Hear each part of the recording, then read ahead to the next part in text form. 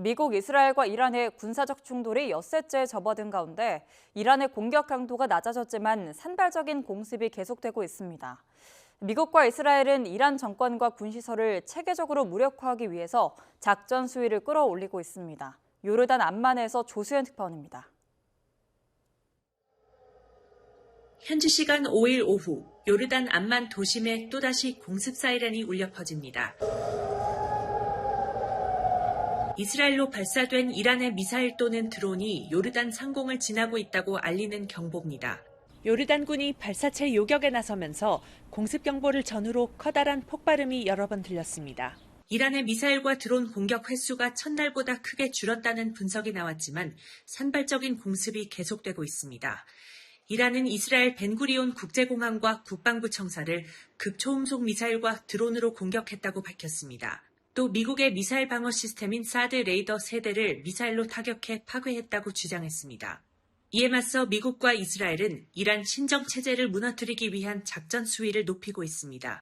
이란 혁명수비대와 정예부대인 쿠드스군, 바시즈 민병대 등의 시설에 포화를 집중했고 탄도미사일과 드론 시설도 추가로 타격했습니다. 특히 최근 이틀간 전투기 100여 대를 투입해 수도 테헤란 동부에 있는 이란군 기지에 200여 발의 폭탄을 쏟아부었습니다. 이스라엘군은 수천 개의 추가 목표물 타격을 목표로 하고 있어 작전이 최소 1, 2주는 더 지속될 거라는 전망도 나옵니다. העליונות האווירית וחופש הפעולה בשמי איראן מאפשרים לנו להגיע לכל מקום ולתקוף כל מטרה. 미군은 이란 정권의 선박 20척 이상을 공격하거나 침몰시켜 이란의 주요 해군 전력을 무력화했다고 자평했습니다. 이런 가운데 이스라엘은 오는 8일부터 단계적으로 민항 항공기 운항을 허용하기로 했다고 발표하면서 안보 상황에 따라 달라질 수는 있다고 덧붙였습니다. 암만에서 YTN 조수연입니다. 유럽은 이란의 보복 공격의 피해를 본 중동 국가의 지원의 뜻을 잇따라 밝히면서 지중해 섬나라 키프로스에 군전력을 속속 보내고 있습니다. 걸프 국가들이 이란에 잔뜩 날이 선 상황에서 유럽마저 가세하면서 전쟁의 그림자가 더 짙고 넓게 드리우고 있습니다. 김종욱 기자입니다. 쿠웨이트 주둔 이탈리아군 기지에 미사일이, 지중해 섬나라 키프로스의 영국 공군 기지엔 드론 여러 대가 날아들더니 이어 튀르키예로 향하던 미사일이 격추됩니다. 이란의 이딴 공격에 영국과 프랑스가 지중해에 군함을 보낸 데 이어 다른 유럽 국가들도 속속 가세하고 있습니다. 이탈리아는 스페인, 프랑스, 네덜란드와 함께 키프로스에 해군 전력을 파견한다며 며칠 안에 배치될 거라고 발표했습니다. Oggi, visto quello che è successo in Turchia, visto quello che è successo a Cipro, ho dato mandato e ho chiesto al capo di Stato Maggiore della Difesa di innalzare al livello massimo il livello di protezione della rete di difesa aerea e antibalistica nazionale. 스페인도 방공 임무를 맡을 호위함을 키프로스에 보내 프랑스, 그리스와 함께 작전을 펴기로 했고 영국과 키프로스 국방장관은 방공 능력 강화를 논의했습니다. 키프로스는 중동에서 가장 가까운 유럽연합 회원국, 튀르키예 역시 유럽과 중동 간 길목인 만큼 유럽 국가들이 상황을 더 두고 볼 수만은 없다고 판단한 것으로 풀이됩니다. Iran is targeting oil and gas facilities in the Gulf and tankers in the Straits of Hormuz, trying to inflict economic pain around the world. So we will continue to work with the industries affected and our allies to respond to any impact. 자국 국민과 군사시설 보호를 위해 걸프 국가 지원도 잇따르고 있습니다. 이탈리아는 영국, 프랑스, 독일과 마찬가지로 걸프국을 지원할 계획이라며 무엇보다 이탈리아인 수만 명이 살고 이탈리아 군인 2,000명이 배치된 곳임을 강조했습니다. 프랑스는 중동 내 군기지 상공의 안전 확보를 위해 라팔 전투기를 동원했다며 먼저 해야 할 일은 중동 내 자국민 대피 준비라고 밝혔습니다. 유럽연합은 아라비아 반도 6개 나라로 이뤄진 걸프협력 이사회 외무장관들과 화상회의를 연 뒤 이란이 주변국 공격을 즉각 멈추고 위기를 대화와 외교로 풀어야 한다고 촉구했습니다. YTN 김종욱입니다. 처럼 이란이 걸프 해역에 정박 중인 유조선을 공격했다는 소식에 국제 유가가 다시 급등했습니다. 미국 백악관은 중간 선거를 앞두고 주요 성과로 내세워온 에너지 값이 오를까 대책 마련에 고심하고 있습니다. 워싱턴에서 신윤정 특파원입니다. 이란이 페르시아만 걸프 해역에 정박 중이던 유조선을 공격했다는 소식에 전날 거친 랠리를 멈췄던 국제유가는 다시 크게 뛰었습니다. 뉴욕 상품거래소에서 4월 인도분 서부 텍사스산 원유 선물 가격은 전장 대비 8.5% 폭등하며 $80를 돌파해 2024년 7월 이후 최고치를 기록했습니다. 국제유가 불안에 미국 휘발유와 디젤 소매 가격도 가파른 오름세를 보이고 있습니다. 전미 자동차 협회에 따르면 미국 휘발유 평균 소매 가격은 1갤런 약 3.78리터에 $3.2를 넘어서며 일주일 전보다 9% 정도 상승했습니다. And today it was about $15 to $16 more. Every time I fill up, it's like, try and drive as little as possible, but you have to drive at some level. 트럼프 미국 대통령은 기름값이 당분간은 오르겠지만 더 싸질 거라며 민심 달래기를 시도하지만 우려는 잦아들지 않고 있는 겁니다.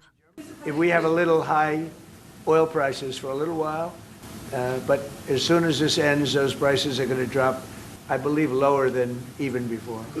오는 11월 중간선거를 앞두고 이란 공습 사태 장기화로 가격 상승이 이어질 경우 에너지 가격 안정을 주요 성과로 내세웠던 트럼프 대통령의 부담은 커질 수밖에 없습니다. To cause price spikes in a year of the US midterms is the only weapon they really have to make the US stop. 트럼프 대통령이 호르무즈 해협 통과 유조선에 대한 호송을 발표하며 전날 상승 마감했던 뉴욕 증시 역시 일제히 하락했습니다. 백악관은 에너지 가격, 특히 휘발유 값을 낮출 수 있는 방안을 찾기 위해 모든 가능성을 검토하며 대책 마련을 고심하고 있는 것으로 알려졌습니다. 워싱턴에서 YTN 신윤정입니다. 화재 현장으로 가는 소방차를 가로막는 불법 주차 차량. 이제는 파손을 감수하고서라도 강제로 밀어버립니다. 현장 대원들의 심리적 부담을 덜어주는 보상 지원 체계가 마련되면서 더 과감하고 신속한 인명 구조가 가능해질 전망입니다. 양희력 기자가 보도합니다.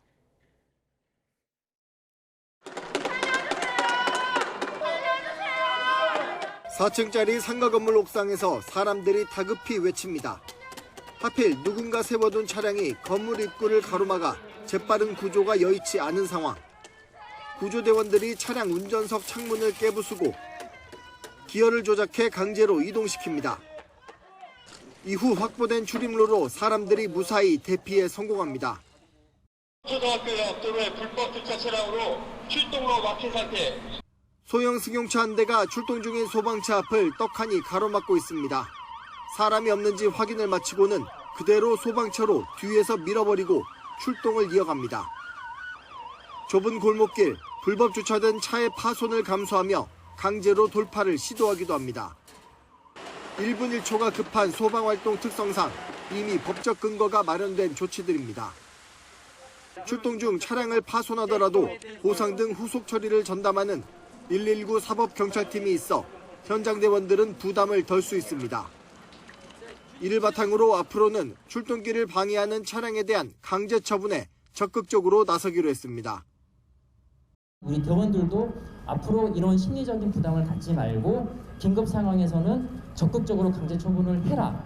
이런 취지에서 이번 훈련은 골목에 불법 주차된 차량으로 소방차가 진입하지 못했던 2001년 홍제동 방화 사건 당시 순직한 소방관 6명을 기리는 소방영웅길에서 열려 그 의미를 더했습니다. YTN 양일혁입니다. 오토바이를 타고 다니면서 선정적인 내용의 유흥업소 홍보물을 배포한 남성이 구속 상태로 검찰에 넘겨졌습니다. 불법 전단 살포로 구속까지 된 건 이번이 처음입니다. 김혜린 기자입니다. 서울 강남의 번화가를 달리는 오토바이에서 전단이 우수수 떨어집니다. 또 다른 거리에서도 오토바이가 지나간 길을 따라 전단이 잔뜩 떨어져 있습니다. 선정적인 문구가 쓰인 유흥업소 홍보물입니다. 이들은 이미 2차례나 경찰에 단속되고도 장소를 옮겨가며 또다시 전단을 뿌렸습니다. 결국 경찰은 전단 살포를 주도해온 30대 남성 A씨를 청소년 보호법 위반 혐의로 구속해 검찰에 넘겼습니다. 청소년들에게 유해한 선정적인 광고물을 배포한 혐의인데 전단 살포로 구속까지 이뤄진 건 이번이 처음입니다. 함께 전단을 배포한 4명과 인쇄소 업주, 유흥업소 관계자 등 7명은 불구속 상태로 검찰에 넘겨졌습니다. 강남 일대 대량으로 살포됐던 불법 전단지는 과거에 범죄 법정형이 높지 않아서 경미 범죄라는 인식이 있었지만 이번 구속 사례를 통해서 더 이상 경미 범죄가 아니라는 점이 분명하게 드러났습니다.